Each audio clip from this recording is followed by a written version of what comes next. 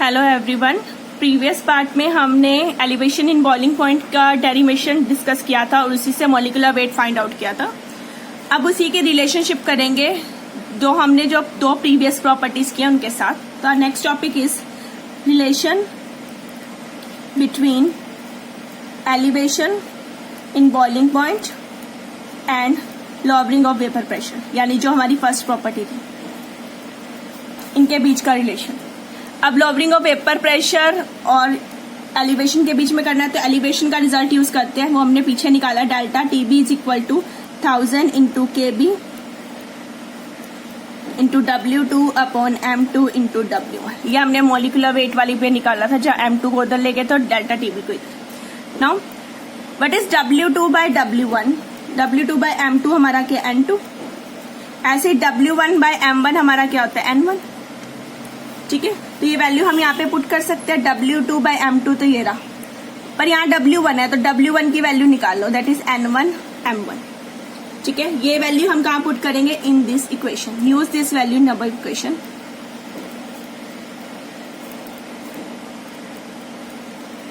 तो delta TB is equal to 1000 into KB। इसकी जगह पे क्या है N2 और इसकी जगह क्या है N1 M1। डन। अब यहां पर आ जाओ, तो इसे मैं ऐसे लिख सकती हूँ 1000 into KB upon M1 into N2 by N1। What is N2 by N1? We know that from Raoult's law P not minus PS upon P not is equal to N2 by N1। एक form थी जहां पर नीचे +2 वाले N2 को हम neglect कर देते थे एज कम्पेयर टू दिस। ये क्या था इन दोनों का डिफरेंस? ठीक है, तो डेल्टा P नोट भी लिख सकते हो इसे, डेल्टा P, अदरवाइज ये भी चल सकते हो। तो ये वैल्यू आ गई, तो मैं इसकी जगह पर ये पुट कर सकती हूँ। Use this in above equation. तो delta TB is equal to 1000 into KB upon M1। इसकी जगह पे क्या आ गया? P note minus PS upon P note. आ गया इन दोनों के बीच का रिलेशन। ये था part relative lowering of vapour pressure से, और ये रहा एलिवेशन इन बॉइलिंग पॉइंट। तो इन दोनों के बीच का रिलेशन डन। तो एक रिलेशन ये हो गया। अब करते हैं relation between elevation in boiling point और दूसरी प्रॉपर्टी, यानी कि ऑस्मोटिक प्रेशर।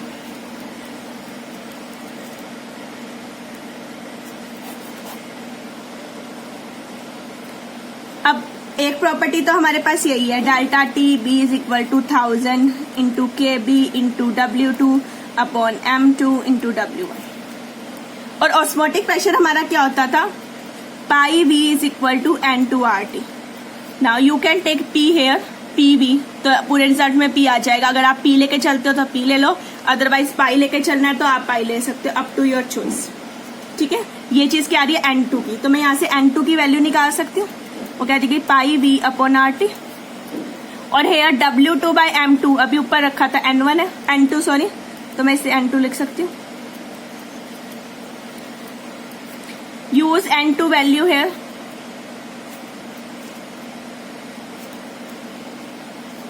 तो delta TB is equal to 1000 into KB upon W1। N2 की वैल्यू क्या आ गई? Pi V upon RT। Done, ये चीज आ गई मेरे पास। नाउ W1 और ये V, इसको इसके नीचे लेके चले जाओ।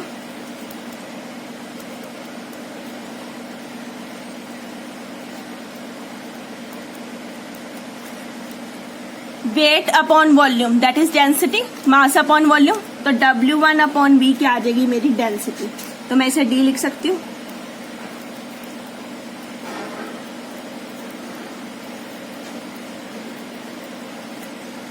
ये आ गई मेरी डेंसिटी। तो ये मेरा फॉर्मूला आ गया। कई बार बुक में यहाँ पर पाई की जगह P होगा तो आप P भी यूज कर सकते हो, अदरवाइज मैं शुरू से ऑस्मोटिक का प्रेशर पाई लेके चल रही तो मैंने पाई ही यूज किया सिंपल।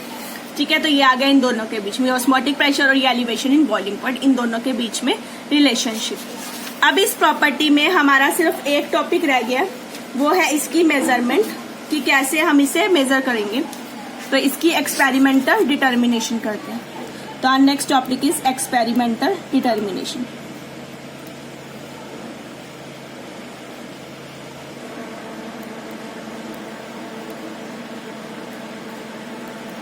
अब इसकी एक्सपेरिमेंटल डिटर्मिनेशन के लिए, बिकॉज यहाँ एलिवेशन इन बॉइलिंग पॉइंट है, तो बॉइलिंग पॉइंट नोट करने के लिए हमें कोई ना कोई थर्मामीटर की रिक्वायरमेंट है। यहाँ पर जो थर्मामीटर यूज हुआ वो था हमारा बैकमैन का थर्मामीटर। इसे बैकमैन ने बनाया था।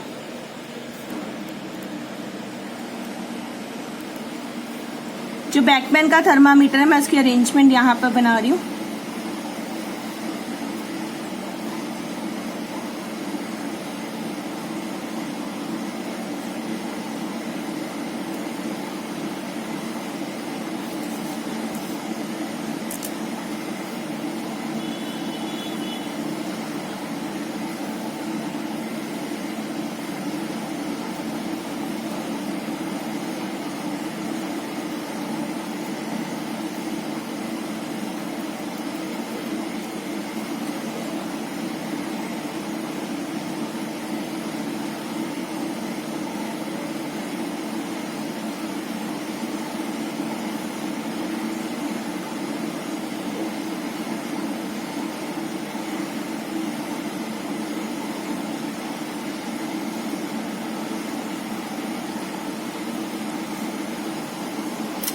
ये है बैकमैन थर्मामीटर। ये बैकमैन की अरेंजमेंट है।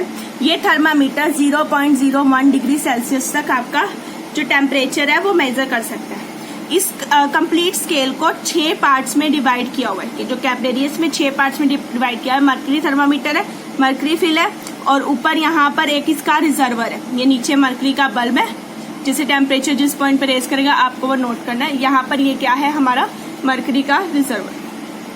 ठीक है, तो ये थी बैकमैन की जो अरेंजमेंट, बैकमैन का थर्मामीटर।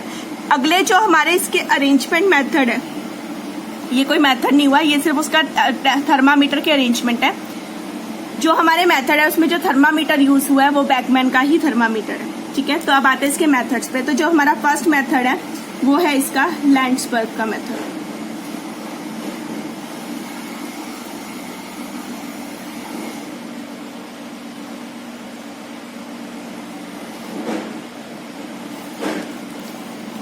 लैंड्सबर्ग का जो मेथड है, मैं उसकी अरेंजमेंट बना रही हूँ, उसके बाद हम उस अरेंजमेंट को डिस्कस करेंगे।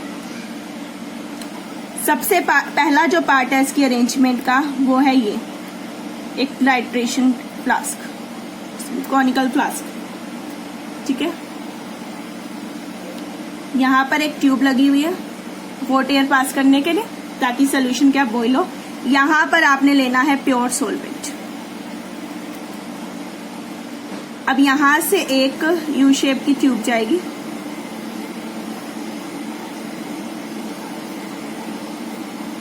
ये जो यू शेप की ट्यूब है, यहां पर एक ट्यूब है, ये इसके अंदर जाएगी। ठीक है, बट इसके अंदर हमारी एक हीटिंग जैकेट है।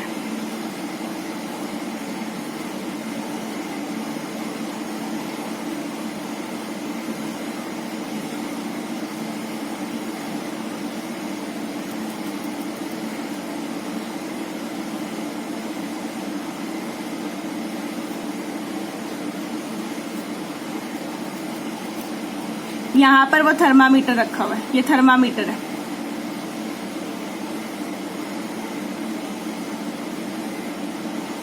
ठीक है, ये बैकमैन वाला ही थर्मामीटर है हमारा, जो हम यहाँ यूज करेंगे। और इधर की साइड यहाँ पर एक होल है, और इधर की साइड यहाँ पर एक कंडेंसर लगा हुआ है। जो वाटर कंडेंसर आप यूज करते हैं वही वाला कंडेंसर।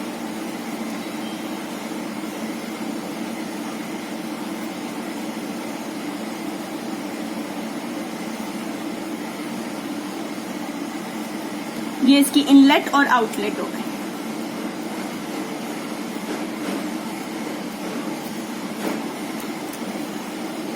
इसके अंदर भी हमारा क्या है, सोल्यूशन फिल है। ये थी लैंड्सबर्ग की अरेंजमेंट। इस अरेंजमेंट में यहाँ पर एक फ्लास्क ली हुई है। इस फ्लास्क के अंदर हमारा प्योर सॉल्वेंट है। इधर से आप हॉट एयर पास करोगे तो जैसे ही सॉल्वेंट बॉईल होना शुरू होगा, उसके जो वेपर्स हैं, यहाँ पे हॉट वेपर्स आ जाएंगे इसके। वो हॉट वेपर कहाँ पास होंगे, इस ट्यूब में। अब देखो, ये वाली जो ट्यूब जिसमें वेपर्स हैं वो यहाँ पर जा रही है, और यहाँ नीचे से इसे हमने सर्कल फॉर्म में बनाया, जिसके अंदर छोटे छोटे होल हैं। इसका मेन पर्पस था कि जो यहाँ से वेपर्स आ रहे हैं वो एकदम से ना आए, धीरे धीरे आए। ताकि यहाँ पर जो हमने सोल्यूशन ले रखा है वो धीरे धीरे बॉईल हो। और फिर हमें उसका टेम्परेचर नोट करना था, तो टेम्परेचर के लिए हमने थर्मामीटर लगा लिया। अब यहाँ जो सोल्यूशन होगा वो बॉईल होगा तो उसके वेपर्स बनेंगे। ऊपर से सारे अरेंजमेंट बंद है, सिर्फ एक होल है। वेपर्स इस होल में से कहाँ पास होंगे, इधर कंडेंसर लगा हुआ है। जैसे कंडेंसर में जाएंगे हम इसे क्या कर लेंगे, कंडेंस कर लेंगे और वो सोल्यूशन हमारा यहाँ पर इधर जो हमने बीकर रखा होगा उसमें कलेक्टेड होता जाएगा। ठीक है, तो ये थी हमारी लैंड्सबर्ग की अरेंजमेंट। पहले तो ये चीज करेंगे सॉल्वेंट के साथ, और जो टेम्परेचर आ जाएगा वो प्योर सॉल्वेंट का। फिर हम क्या करेंगे, इसके अंदर जो हमने सॉल्वेंट ले रखा है इसके अंदर हम डाल लेंगे एक नॉन अमाउंट ऑफ सॉल्यूट का। पहले सॉल्वेंट लेंगे यहाँ पर भी, फिर हम इसमें एक थोड़ा सा अमाउंट सॉल्यूट डाल देंगे, यानी अब यहाँ क्या बन गया, सोल्यूशन। सेम प्रोसेस रिपीट होगा, वेपर्स बनेंगे, होल में से पास होंगे, पास होने के बाद यहाँ जाके कंडेंस होकर कलेक्ट हो जाएंगे, और जो टेम्परेचर यहाँ आएगा उसे हम नोट कर लेंगे। पहले टी नोट निकाल लिया, फिर टीएस निकाल लिया, दोनों का डिफरेंस आ जाएगा डेल्टा टीबी। ये थी लैंड्सबर्ग की अरेंजमेंट। इसी को थोड़ा और मॉडिफाई किया था, तो सेकंड हमारा मेथड आता है कोट्रेल का। इसने क्या किया, सब कुछ सेम रखा, ये पार्ट चेंज कहाँ आएगा, इस वाले पार्ट के अंदर। ठीक है, अब इस वाले पार्ट के अंदर उसने क्या किया, चेंज, जिसका पहला चेंज था उसने अपनी ही अरेंजमेंट को 2 टाइम्स मॉडिफाई किया। मैं सबसे पहले उसकी पहली अरेंजमेंट बना रही हूँ।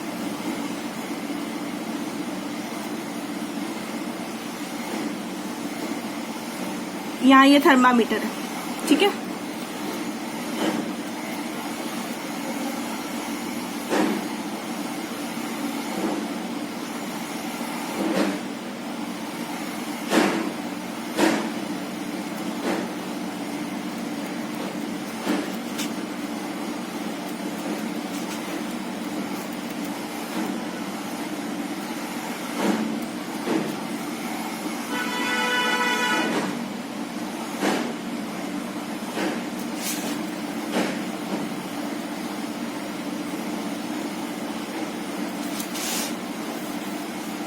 इसने सबसे पहले क्या चेंज किया, इसने यहाँ पर जो पार्ट था थर्मामीटर का उसको सोल्यूशन में डिप नहीं होने दिया। इसके अकॉर्डिंग था कि सोल्यूशन में अगर वो डिप होगा तो सोल्यूशन के साथ टेम्परेचर नोट करता जाएगा, जो हमें नहीं चाहिए, हमें एक्यूरेट टेम्परेचर चाहिए।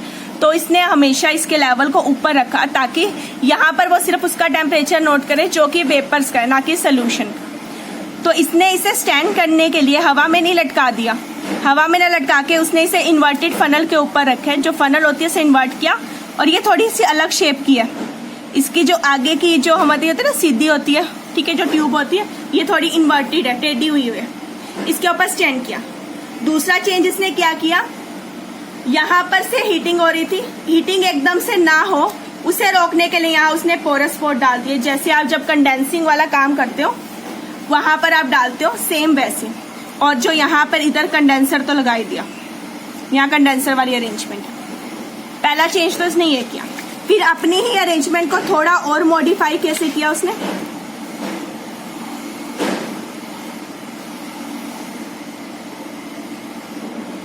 इसी ट्यूब के अंदर उसने क्या किया, यहाँ जब थर्मामीटर रखा अपना,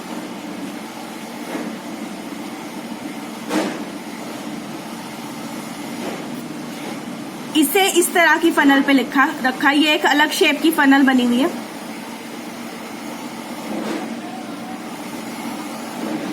इसके अंदर वही पोरस पोर्ट है, इधर वही जाके कंडेंसर है।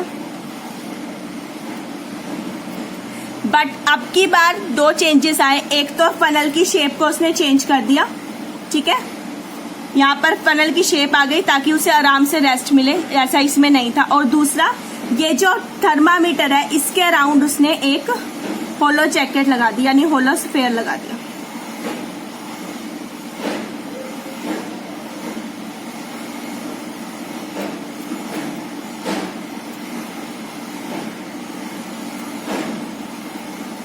होलो स्टॉपर या होलो स्फेयर। इसका लगाने का मेन पर्पस था कि सिर्फ ये टेम्परेचर जो यहाँ से वेपर्स बन रहे हैं सिर्फ और सिर्फ उसका टेम्परेचर नोट करें, सराउंडिंग की हीटिंग का उस पर कोई भी फर्क ना पड़े। तो ये उसकी और ज्यादा इम्प्रूव फॉर्म थी, ठीक है। तो एक इसके आगे कोट्रेल के मेथड, ठीक है। और ये पिछला था लैंड्सबर्ग का मेथड, ये बेटर है बिकॉज इसने थोड़ी अरेंजमेंट में मॉडिफिकेशन की है, ठीक है। स्टैंड को चेंज किया बार बार, पोरस पोर्ट रखे, पोरस चिप्स जो होते हैं पोर्सलिन चिप्स वो रखे, सफेयर लगाया, बाकी कंडेंसर वाला पार्ट इसमें सेम रहा, बाकी करने का तरीका दोनों का सेम था, जस्ट एकदम से बॉइलिंग ना हो उससे अवॉइड करने के लिए उसने कुछ चेंजेस किए। ओके, तो ये थी हमारी third colligative property elevation in boiling point. अपनी नेक्स्ट क्लास में हम अपनी last colligative property depression in freezing point करेंगे। Okay, thank you everyone.